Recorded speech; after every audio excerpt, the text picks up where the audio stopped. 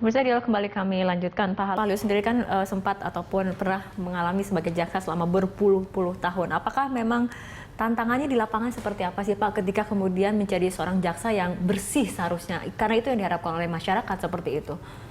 Ya tantangan ya imannya mesti kuat. Artinya bersih yang adalah orang di Indonesia, tapi benar-benar bekerja mendahulukan kepentingan penegakan hukum dari. Apakah sesulit itu untuk menjadi aparat penegak hukum yang ideal seperti itu? Ya mestinya seperti itu. Mestinya saya katakan tadi ya, tidak mudah menjadi jaksa yang baik itu karena godaannya banyak. Apalagi di tempat-tempat terpencil seperti Pak Masinton bilang ya, godaannya banyak dari jauh dari keluarga, jauh dari anak, dari istri, dan juga godaan-godaan secara material pada zaman sekarang ini. Tetapi bila mana dilakukan satu sistem yang ketat terhadap mereka, sistem pengawasan yang baik, kemudian pembinaan-pembinaan yang dilakukan secara terus-menerus, pendidikan pelatihan yang dilakukan dengan baik, saya kira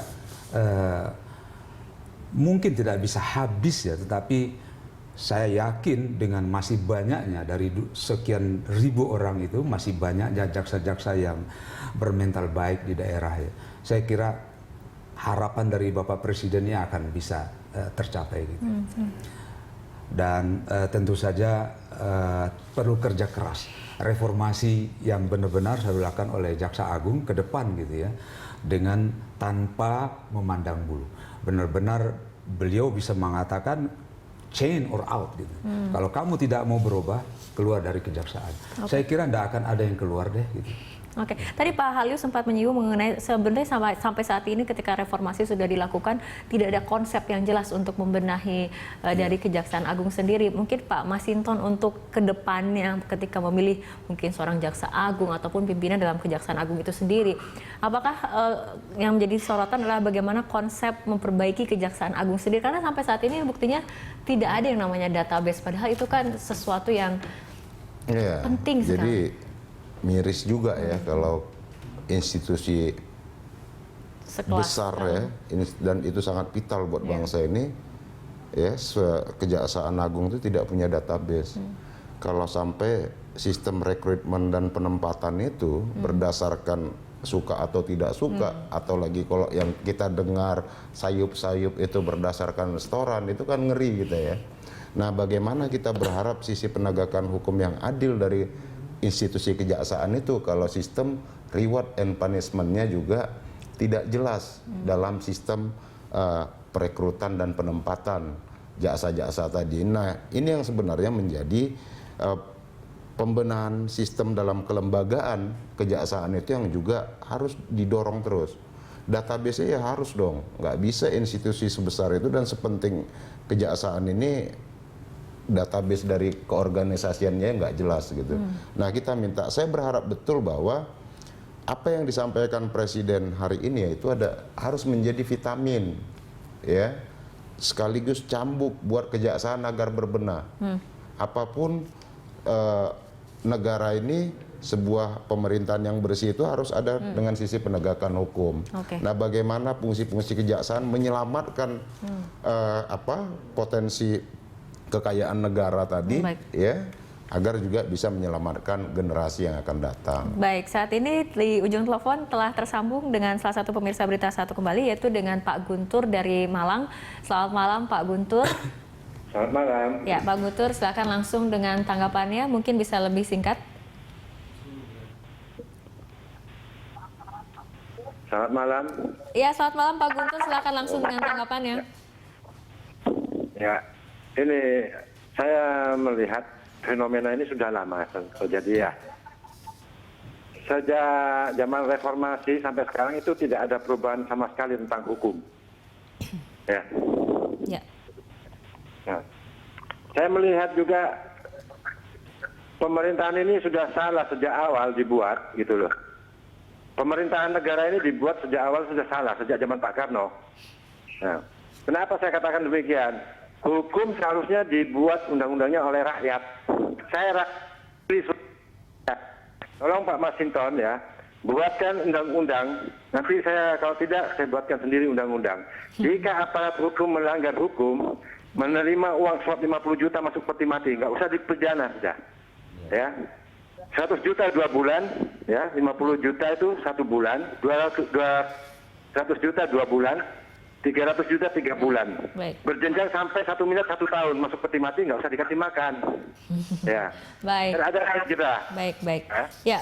Ini negara hukum, negara Indonesia ini negara agamis. Baik. Kalah dengan negara komunis Cina loh. Baik, Pak Guntur, kita mungkin bisa menangkap tanggapan Anda ataupun pesan dari Pak Guntur sendiri dari Malang, Jawa Timur.